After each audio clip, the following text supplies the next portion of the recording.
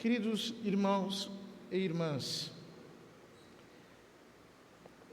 o profeta Isaías diz na primeira leitura, palavras vindas da boca do Senhor: sou eu o Senhor e não há outro. Acaso não sou eu o Senhor e não há Deus além de mim? Não há um Deus justo e que salve a não ser eu. Somente no Senhor residem justiça e força. Nós vemos nessas palavras dos profetas a estabilidade do trono de Deus. Quem Ele é. A sua inalterabilidade. No meio de todas as circunstâncias da vida que às vezes são mais favoráveis ou menos favoráveis, que tem seus altos e baixos, seus fluxos e refluxos, seus reveses, Deus é o mesmo.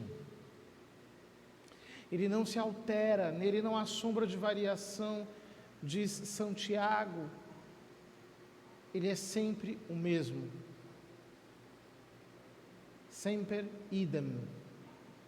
Sempre idêntico consigo mesmo. Quando nós penetramos pelo mistério da oração, nessa estabilidade inalterável de Deus, nós começamos a descobrir a paz. E nós sabemos nos comportar com a mesma calma e serenidade em todas as situações, porque Ele não sai do seu trono. Não há nenhum instante em que Ele se ausenta da sua onipotência. Aconteça o que acontecer, sempre está Ele lá. Ele é o fim de todas as coisas, tudo caminha para Ele. Hoje nós celebramos a vida de uma santa que viveu isso profundamente, Santa Adelaide. Ela era filha do rei Rodolfo II.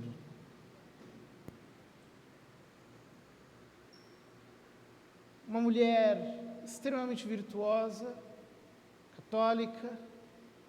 Aos 16 anos, casou-se com o rei da Itália, Lotário,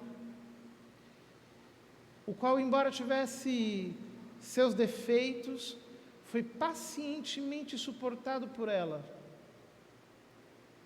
até que, num determinado momento, sofreu um golpe. Ela tinha uma filhinha pequena chamada Emma,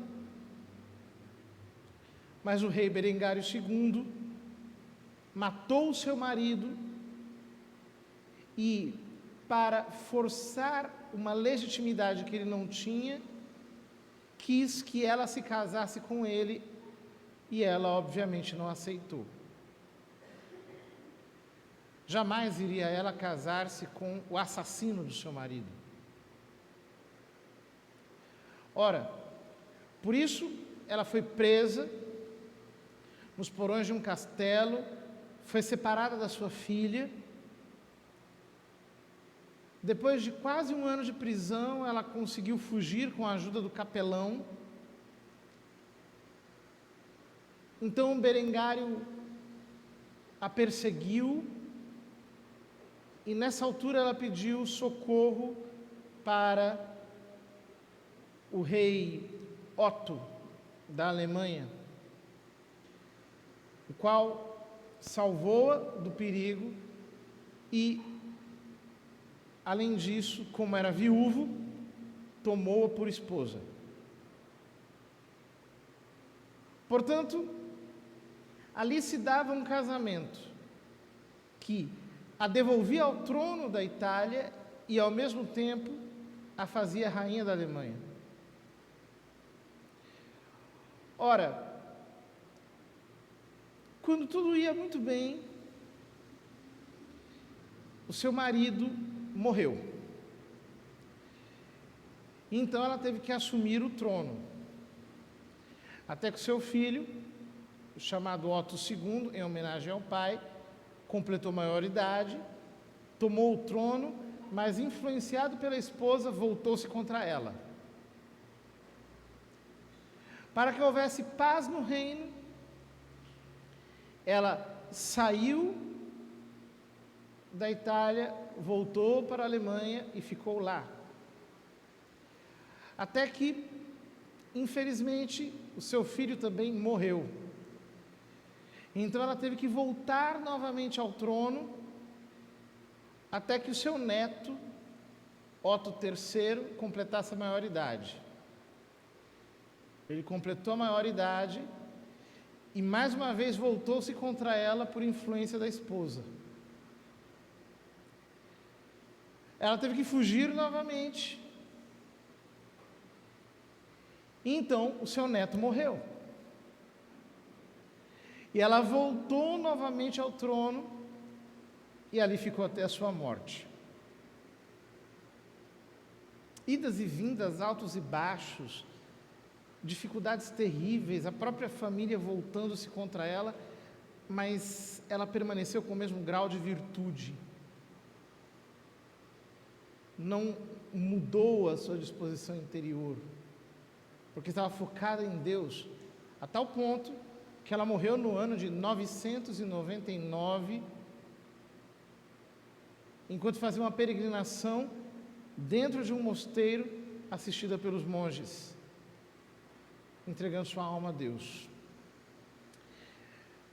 Vamos pedir ao nosso Senhor, queridos irmãos, que Ele nos conceda esse mesmo ânimo constante, que nós não nos deixemos arrastar pelos turbilhões da vida, pelas fases, pelas dificuldades que se nos apresentam, e que nós aprendamos a nos contentar com Deus. Há algumas pessoas que não aprendem nunca, não aprendem a olhar para Deus, estão sempre de olho nos seres humanos, nas criaturas. Então elas olham para os seus problemas, olham para as dificuldades, e ao invés de adorarem Deus, elas como que adoram aquelas situações. O centro das suas preocupações são as circunstâncias. Nós precisamos aprender a nos esquecer um pouco das circunstâncias, a deixar essas coisas um pouco de lado, o que significa entregá-las a Deus e nos entretermos com Ele.